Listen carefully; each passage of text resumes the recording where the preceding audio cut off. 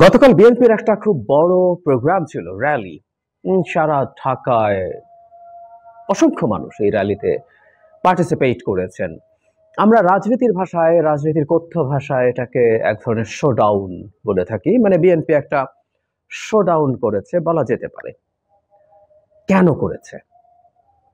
তার রাজনৈতিক কোনো উদ্দেশ্য আছে কিনা সেটা নিয়ে একটু কথা বলা দরকার। বিএনপি প্রাথমিকভাবে এই এই প্রোগ্রামটা পিছিয়ে দিয়েছে। ইনফ্যাক্ট এই প্রোগ্রামটা ছিল ৭ নভেম্বর, যেটাকে তারা বিপ্লব সংহতি দিবস হিসাবে পালন করে। যে ঘটনার ফলে আসলে জিয়াউর রহমান বাংলাদেশের ক্ষমতার কেন্দ্রে চলে আসেন এবং পরবর্তীতে প্রেসিডেন্ট হন।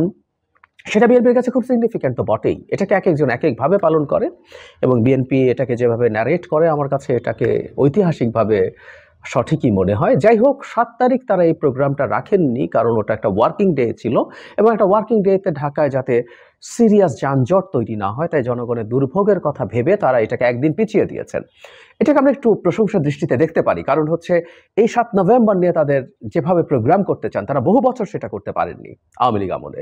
সো এই পরিবর্তিত প্রেক্ষাপটে তারা জাঁকজমকের সাথে এটা করবেন এবং ৭ তারিখ করলেই এটা ডাইমেনশনটা ভালো হয়। কিন্তু তারা জনগণের দুর্ভোগের কথা ভেবেছেন, ভেবে এটাকে পিছিয়েছেন।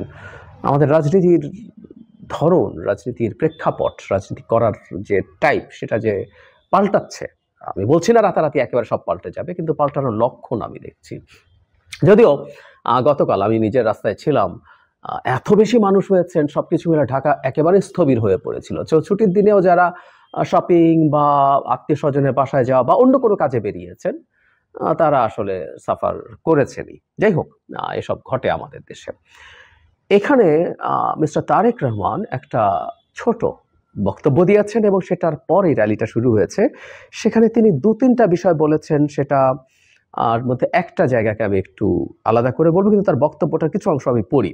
স্বাধীনতা প্রিয় জনগণকে আমি একটি বিষয়ে আবারও স্মরণ করিয়ে সতর্ক থাকতে অনুরোধ জানাতে চাই। আমি নিজেও সতর্ক থাকতে চাই। সেটা হলো, গণতন্ত্র বিরোধী অপশক্তির ষড়যন্ত্র কিন্তু থেমে নেই। অন্তর্বর্তী সরকারকে ব্যর্থ করে দিতে পলাতক স্বৈরাচারের দোসররা দেশে বিদেশে প্রশাসনে এখনো সক্রিয়। এই অন্তর্বর্তী সরকারকে কোনোভাবেই ব্যর্থ হতে দেওয়া যাবে না। যে কথাটা আমরা সব সময় বলছি, সরকার টিকে থাকা এবং শক্তিশালী থাকার সাথে আমাদের গণতান্ত্রিক transformation is very much related. তিনি এরপর বলছেন, নিজেদের সতর্ক করতে চাইলে এই অন্তর্বর্তী সরকার জনগণের প্রত্যাশা পূরণে কার্যকরী পদক্ষেপ গ্রহণ করবে, এটাই জনগণের চাওয়া। তিনি বলছেন, লাখো জনতার এই মিছিল ফ্যাসিবাদ বিরোধী আন্দোলনে আহত নিহত অসংখ্য ছাত্র জনতা এবং হাজারো শ্রমিকের স্বপ্নে একটি বৈষম্যহীন গণতান্ত্রিক মানবিক বাংলাদেশ গড়ার প্রত্যয়। কখনো যাতে আর ফ্যাসিবাদী ব্যবস্থা ফিরে না আসতে পারে, এজন্য প্রতিটি নাগরিক যেন সরাসরি ভোট দিয়ে জনপ্রতিনিধি নির্বাচন করতে পারে, সেই সক্ষমতা অর্জন জরুরি। তারপর তিনি আরও কিছু কথাবার্তা বলছেন ৭৫ সালের একটা সিগনিফিক্যান্সকে, কিন্তু যে জায়গাটাকে আমি গুরুত্ব দিতে চাই, তিনি সেখানে এটা বলছেন। এটা আমার কাছে খুব গুরুত্বপূর্ণ টেক অ্যাওয়ে মনে হচ্ছে। বাংলাদেশের স্বার্থবিরোধী অপশক্তি জেনে রাখুক, রাজধানীর রাজপথের আজকের এই সমাবেশ কারো বিরুদ্ধে প্রতিবাদের ঝড় তোলার মিছিল নয়, বরং এই মিছিল বাংলাদেশের স্বার্থ রক্ষার, নিজের অধিকার রক্ষার এবং নিজের ভোট প্রয়োগের অধিকার প্রতিষ্ঠার মিছিল। আমি আবার পড়ি, বাংলাদেশের স্বার্থবিরোধী অপশক্তি জেনে রাখুক, রাজধানীর রাজপথের আজকের এই সমাবেশ কারো বিরুদ্ধে প্রতিবাদের ঝড় তোলার মিছিল নয়, বরং এই মিছিল বাংলাদেশের স্বার্থ রক্ষার, নিজের অধিকার রক্ষার এবং নিজের ভোট প্রয়োগের অধিকার প্রতিষ্ঠার মিছিল, উনি বলছেন।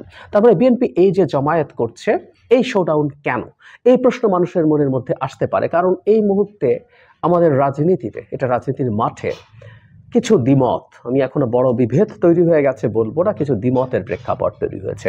সাম্প্রতিক সময়ে অন্তত একটা ইস্যুতে আমরা দেখেছি মুখোমুখি প্রকাশ্যভাবে বাংলাদেশের রাজনৈতিক দল এবং পক্ষগুলো ভিন্নতা দেখিয়েছেন রাষ্ট্রপতির অপসারণ প্রশ্নে।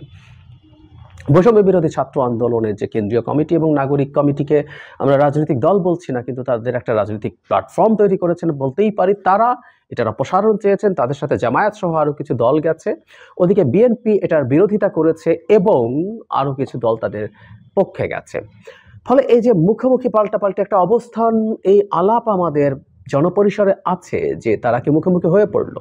সামনের বাংলাদেশে কারা গুরুত্বপূর্ণ বা বেশি পাওয়ারফুল পলিটিক্যাল এন্টিটি হিসেবে, পলিটিক্যাল ফোর্স হিসেবে মাঠে থাকবেন, সেটা নিয়ে তাদের পারস্পরিক এক ধরনের দ্বন্দ্ব কি তৈরি হয়েছে? এই প্রশ্নগুলো এসছে।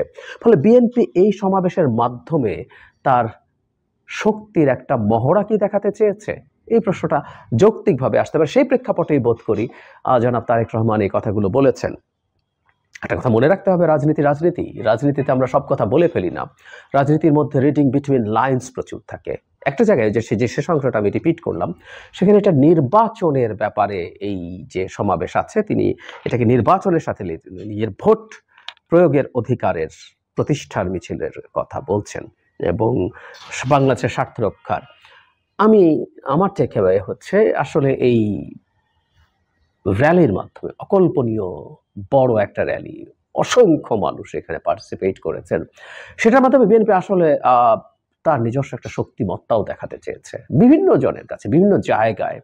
দেশের অভ্যন্তরে যে রাজনৈতিক পক্ষগুলো আছে তাদের কাছে, দেশের বাইরে যারা আছেন, বিশেষ করে ভারত দীর্ঘদিন বিএনপিকে ক্ষমতা থেকে দূরে রাখার জন্য শেখ হাসিনাকে ক্ষমতায় রাখতে এমন কিছু নেই যেটা করেননি। সো তাদেরকে বার্তা দেওয়া দরকার আছে এবং একটা পলিটিক্যাল পার্টি হিসেবে যা দেখার কথা, আমরা যদি দূর থেকে একজন বিশ্লেষক হিসেবে দেখতে চাই, তাহলে সে তার সঠিক কাজটা করছে। তার বিরাট একটা জনবল আছে, সমর্থন আছে, বহু মানুষ আছে, সুতরাং সে তার শক্তিমত্তা দেখাবে। এবং মাঠে শুধুমাত্র যে রাষ্ট্রপতি নিয়ে এক ধরনের সমস্যা হয়েছে তা না, এই দুদিন আগেই ঢাকা ইউনিভার্সিটিতে পোস্টার লাগানোকে কেন্দ্র করে ছাত্র দলের বিরুদ্ধে, বৈষম্য বিরোধী ছাত্র আন্দোলনের ব্যানারে অনেক ছাত্ররা হঠাৎই রাস্তায় নেমে এসেছিলেন, তারা লেজুর ভিত্তিক যে ছাত্র রাজনীতি আছে সেটা নিষিদ্ধের দাবি করে। সো সবকিছু যদি আমরা একত্র করি তাহলে আমরা এটা বলতেই পারি যে বিদ্যমান প্রেক্ষাপটে বিএনপি তার কিছু জনসমর্থন, তার কিছু শক্তি